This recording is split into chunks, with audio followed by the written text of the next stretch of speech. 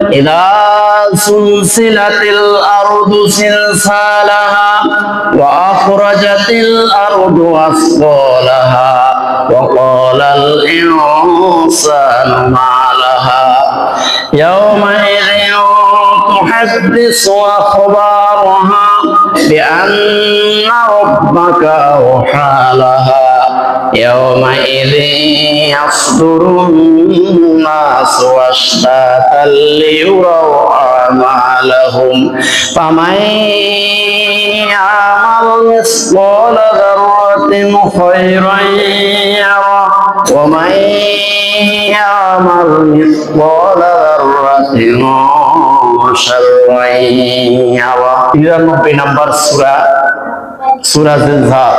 এই সূরাখানার মধ্যে 8খানা আয়াতে কারিমা আছে। এই সূরাটা মাক্কি সূরা। এই পৃথিবী লয় ক্ষয় হয়ে যাবে, ধ্বংস হয়ে যাবে, একটি মহা ভূমিকম্প হবে। ইদা সুলজিলাতিল আরদু জিলজালাহা, একটা মহাপ্রলয়, মহা ভূমিকম্পের মাধ্যমে আল্লাহর এই সৃষ্টি জগৎ, এই বিশ্ব জগৎ সবকিছু ধ্বংস হয়ে যাবে। ওয়া আখরাজাতিল আরদু আসফালাহা, যখন ভূমিকম্প শুরু হয়ে যাবে, হযরত ইসরাফিল আলাইহিস সালাম যখন সিংহায় ফুৎকার দিবেন, সাথে সাথে সমস্ত খনিজ সম্পদগুলো মাটি ভেদ করে উপরে উঠে আসবে। হীরা, মণি, মুক্তা, চুন্নি, পান্না, জহরত সবকিছু ভূগর্ভস্থ থেকে এগুলা বের হয়ে আসবে। এবং হযরত আদম আলাইহিস সালাম থেকে কিয়ামত পর্যন্ত যত মানুষ মারা গিয়েছে, এই জমিনের মধ্যে দাফন করা হয়েছে, সমস্ত মানুষগুলো মাটি ভেদ করে উপরে উঠে আসবে। ওয়া আখরাজাতিল আরদু আসফালাহা ওয়া ক্বালাল ইনসানু মা লাহা, এই সমস্ত মানুষ একে অপরকে দেখে এবং crore crore million billion trillion অক্টালিয়ন টাকা খনিজ সম্পদ দেখে মানুষ বলবে অকালাল ইনসানু মা লাহা, কি হলো? আশ্চর্য ব্যাপার, তো খুবই স্ট্রেঞ্জেবল ব্যাপার। এত কোটি হাজার কোটি টাকার সম্পদ, খনিজ সম্পদে মাটির নিচে লুকিয়ে ছিল, আমরা তো জানতাম না। ওয়াকালাল ইনসানু মা লাহা, মানুষ স্ট্রেঞ্জ হয়ে যাবে, স্তম্ভিত হয়ে যাবে সম্পদগুলা দেখে। ইয়াউমাইযিন তুহাদ্দিসু আখবারাহা, সেদিন এই জমিন সবকিছু প্রকাশ করে দিবে।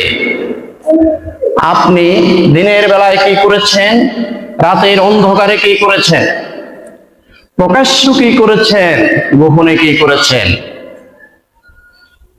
সবকিছু প্রকাশ করে দিবে। আগে কি করেছেন, পরে কি করেছেন, সবকিছু এই পৃথিবী, এই জমিন সেদিন প্রকাশ করে দিবে। কারণ আল্লাহ সুবহানাহু ওয়া তাআলা এই জমিনকে কথা বলার শক্তি দান করবেন।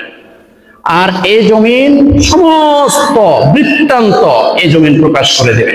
বিআন্না রাব্বাকা আওহা লাহা, কারণ হলো আল্লাহ পাক রব্বুল আলামিন ওদিন জমিনকে হুকুম দিবেন, এই জমিন তোমার উপরে যত বিচরণশীল প্রাণী ছিল, বিশেষ করে মানুষ এবং জিন, তারা তোমার পিঠের উপরে কি কি নেক আমল করেছে আর কি কি গুনাহ করেছে সব প্রকাশ করে দাও। বিআন্না রাব্বাকা আওহা লাহা, এই জমিন সেদিন আল্লাহর হুকুমে সব প্রকাশ করে দিবে। শুধু কি জমিন, আমরা যে হাত দিয়ে গুনাহ করতেছে, হাত কথা বলবে, পাও কথা বলবে, চোখ কথা বলবে।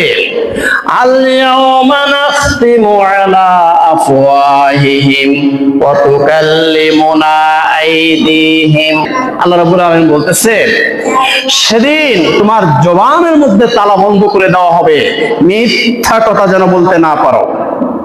তোমার জবানের মধ্যে তালা বন্ধ করে দিয়ে তোমার হাতকে বলবে কথা বলার জন্য।